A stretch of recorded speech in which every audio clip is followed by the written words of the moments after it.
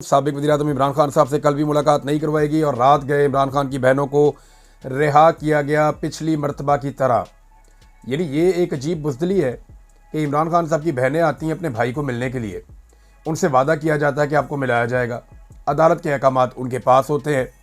Chief justice Islamabad high court ने अपने larger bench के साथ बैठकर ये अहकामात दिए हैं, लेकिन वहाँ एक छोटा मोटा पुलिस वाला, एक छोटा मोटा जेल का एक सुपरिटेंडेंट, वो अदालत के अहकामात को अपने बूटों तले रोन देता है। इमरान खान साहब ये कहते हैं कि वहाँ पे एक कर्नल रहता है, जेल के निज़ाम को उसने संभाला हुआ है, वो तय करता है कि कौन मिलेगा और नहीं मिलेगा, और उसको अहकामात ऊपर से मिलिट्री एस्टेब्लिशमेंट की जानिब से मिलते हैं। तो ये है वो सारा पंगा जो पड़ा हुआ है। अब इमरान खान साहब से उनके लोगों को नहीं मिलवाया जा रहा, उसका रीज़न ये है कि प्रेशर को मैक्सिमाइज़ किया जाए। और ये सारा कुछ इनिशिएट कहाँ से होता है? ये मिलिट्री एस्टेब्लिशमेंट की पॉलिसी है। सियासतदान कभी भी इस लेवल पे जा नहीं सकता। मरीम नवाज़ के बारे में आप ये कह सकते हैं कि उनका एक दिमागी मसला भी है और वो इस ख़ानदान में है, प्रॉब्लम इनका रहता है इन चीज़ों का। तो मरीम नवाज़ का ये है कि वो बदला लेने में, मुकदमात करने में, ब्रूटल बनने में, लोगों को परेशान करने में। नवाज शरीफ भी यही करता रहा पहले माजी में, लोगों से बदला लेना, लोगों की तौहीन करना, लोगों के साथ बदतमीज़ी करना, उनके ऊपर अटैक करवाना, उनके ऊपर मुकदमात करवाना, उन्हें गिरफ्तार करवाना। ये इनका ख़ानदानी मशगला है। शहबाज शरीफ तो पुलिस मुकाबले भी करवाते रहे और बहुत सारे पुलिस मुकाबले इन्होंने करवाए, जाली पुलिस मुकाबले, जिसके ऊपर बाद में इंक्वायरियाँ भी होती रहीं, लोगों ने आकर गवाहियाँ भी दी कि जनाब शहबाज शरीफ ने हमारे से जाली पुलिस मुकाबले करवाए। तो ये इनका ब्रूटैलिटी का एक रिकॉर्ड है। लेकिन सियासतदान फिर भी ये कहता है कि कल को मैं भी पकड़ा जाऊँगा तो क्या मेरे साथ भी ये सलूक होगा? तो वो ये सारा कुछ करने से थोड़ा डरता है, क्योंकि इससे उसकी मकबूलियत को भी चोट लगती है। अब ये मिलिट्री एस्टेब्लिशमेंट ने, क्योंकि इलेक्शन तो लड़ना नहीं है, उन्होंने तो इलेक्शन मैनेज करना होता है, तो वो ये चीज़ें करते हैं। इमरान खान साहब के खिलाफ आजकल आपको पता है कि बहुत पॉलिसी एस्टेब्लिशमेंट की है। आर्मी चीफ जब भी बोलते हैं वो इमरान खान को नाम तो नहीं लेते, लेकिन एक्चुअली उनकी तकरीर इमरान खान को या पाकिस्तान तहरीक इंसाफ को या पाकिस्तान तहरीक इंसाफ की हमायत करने वाले सोशल मीडिया एक्टिविस्ट को, वो उन सबको निशाना बनाते हैं। हालांकि सारे सोशल मीडिया एक्टिविस्ट एक जैसे नहीं हैं। बहुत सारे लोग, ज़्यादा लोग बड़ी लॉजिकल बात करते हैं।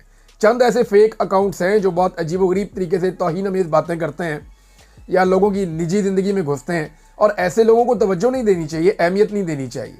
असल बात वो है जो लोग हक़ाइक़ सामने रखते हैं। जैसे कि लोगों ने ये सवाल जब उठाया कि वो कौन था, ये बहुत चुभ गया था। जब लोगों ने कहा कि इम्पोर्टेड हुकूमत नामंजूर, तो ये बहुत चुभ गया था। अब जब लोगों ने कहा कि फॉरवर्डेड एज रिसीव्ड, ये बहुत चुभ गया है। जब लोगों ने कहा कि टक्कर के लोग, तो ये बहुत चुभ गया था। इमरान खान ने बार बार जो बातें की, लोगों ने उसको पेस्ट किया, उसको छापा, सोशल मीडिया को बतौर हथियार इस्तेमाल किया। तो अब सोशल मीडिया को शिकस्त दे नहीं पा रहे, और सोशल मीडिया को शिकस्त दिए बगैर ये अब मैदान पे कभी भी नहीं जीत पाएंगे। ये तो अब पढ़ी लिखी बात है। इमरान खान साहब की बहनों को जनाब गिरफ्तार किया गया। देखें, वो मिलने के लिए आई और वो अपने भाई को मिलने के लिए आई थी। इससे पहले भी वो अपने भाई को मिलने के लिए आ चुकी हैं। 1 महीना हो गया और बहनों को भाई से मिलने नहीं दिया जा रहा। और एक जो मुलाकात करवाई गई है उसमें जो खबरें बाहर आई हैं, उसके बाद एस्टेब्लिशमेंट फिर डर गई है कि जनाब इमरान खान को जब मिलवाते हैं उनके लोगों से, वो अंदर से बैठ के कहते हैं कोई डील नहीं है। पहले कुछ ऐसे लोगों को मिलवाया गया जिन्होंने बाहर आकर कहा कि वो डील की तैयारी कर रहे हैं। डील तो नहीं, उन्होंने कहा जी मुज़ाकरात करने जा रहे हैं और इमरान खान ने हमें मैंडेट दे दिया है। अली अमीन गंडापुर ने पॉजिटिव बातें की, कुछ बातें बड़ी पॉजिटिव, बल्कि बड़े नेक्स्ट लेवल की पॉजिटिव बातें जो हैं तो टॉक शोज भी कर डाले। आज़म सवाती साहब ने की, दीगर लोगों ने भी की। तो इन सब ने ये साबित करने की कोशिश की कि इमरान खान साहब कहीं कोई मुज़ाकरात के लिए दुबले होते जा रहे हैं। लेकिन इमरान खान साहब ने कहा मैंने तो किसी को कहा ही नहीं और मैंने किसी की ड्यूटी नहीं लगाई। अब जब वो सारी चीज़ें बाहर आई तो पाकिस्तान तहरीक इंसाफ का बयानिया एक दफ़ा फिर खड़ा हो गया और वो तगड़ा होकर खड़ा हो गया।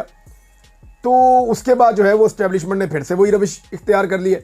इमरान खान साहब की बहनों को वहाँ से बजाय इसके कि उनको मिलाते, वो वहाँ धरना देकर बैठ गई। वहाँ पे पुलिस आ गई, पुलिस ने उनको गिरफ्तार कर लिया। तीनों बहनों को गिरफ्तार किया। तहरीक इंसाफ के कुछ रहनुमा साथ थे, जिनमें उमर अयूब साहब थे, साहबजादा हामिद रज़ा पिछली मरतबा की तरह इस दफ़ा भी इमरान खान की बहनों के साथ जुड़कर खड़े रहे वो। अब वो भी गिरफ्तार हो गए। कुछ 7 के करीब लोगों को इन्होंने गिरफ्तार किया और प्रिजन वैन के अंदर इनको फिराते रहे और फिर रात को ले जाके इनको उसी तरह इन्होंने एक वीराने के अंदर चक्री के पास छोड़ दिया। अंदाज़ा करें आप। अब इमरान खान की बहन अलीमा खान ने कहा कि हमें अपना मजाक उड़ाने की फ़िक्र नहीं है, बल्कि अदालतों की तौहीन हो रही है। इस बात पर जजेस को नोटिस लेना चाहिए।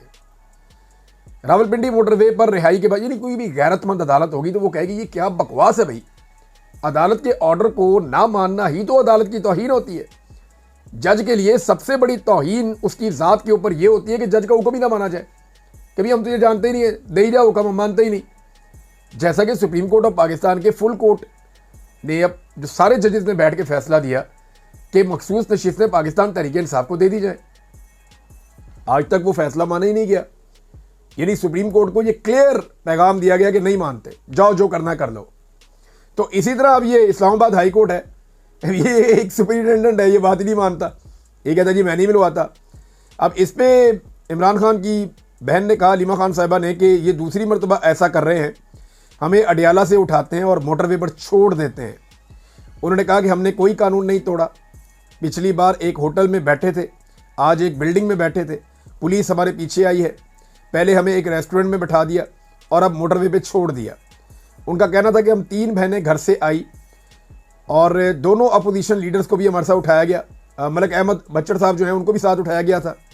हमें तो छोड़ें, ये इंसानियत के साथ ऐसा कर रहे हैं, आप हमारा मजाक उड़ा रहे हैं, हमें नहीं फिक्र, ये अदालतों की तौहीन हो रही है।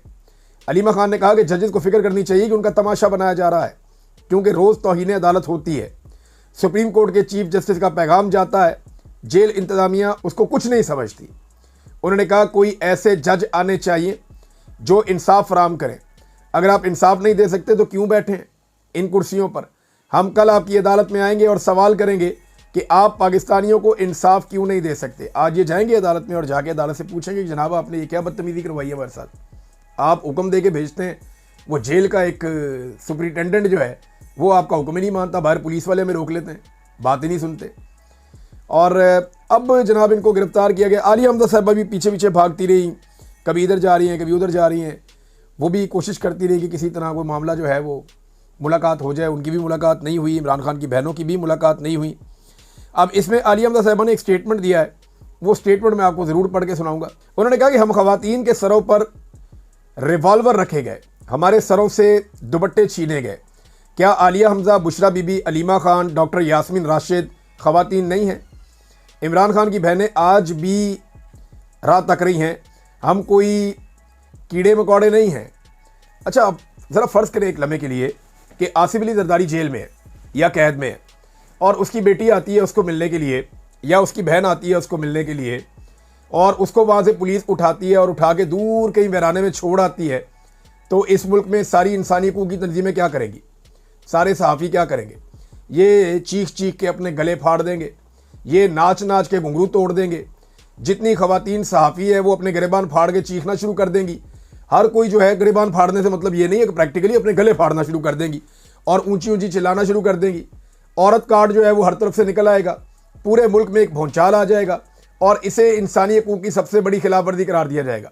फ़र्ज़ करें कि नवाज शरीफ जेल में है और नवाज शरीफ जेल में है और वहाँ से इस तरह किया जाता है नवाज शरीफ की बहनों के साथ या रिश्तेदारों के साथ जिनका सियासत से कोई ताल्लुक भी नहीं है, जिन्होंने कोई लुटमार भी नहीं की, जिनके ऊपर कोई केस भी नहीं है। नवाज शरीफ की बहनें आती हैं या रिश्तेदार आते हैं, उनके साथ ये किया जाता है, तो पाकिस्तान में कितना वावेला होगा, सोचें ज़रा इसके बारे में आप। रोला पड़ जाएगा पूरे मुल्क में। लेकिन यहाँ पे आप देखें कि चाहे वो मोमबत्ती माफिया हो, चाहे वो खूनी लिबरल्स हों, चाहे वो कोई भी लोग हों, सारे चुप हैं, कोई बात ही नहीं कर रहा, कोई बात करने के लिए तैयार ही नहीं है। पाकिस्तान का मीडिया इसको खबर के तौर पे लेता ही नहीं है। आज की आप अखबारात उठा के देख लें, कोई इतनी बड़ी बात ही नहीं है। तो ये वाकई में पाकिस्तान तहरीक इंसाफ या एस्टेब्लिशमेंट के खिलाफ जो ख़वातीन खड़ी हो जाए, उन्हें इस मुल्क में कीड़े मकोड़े ही समझा जाता है।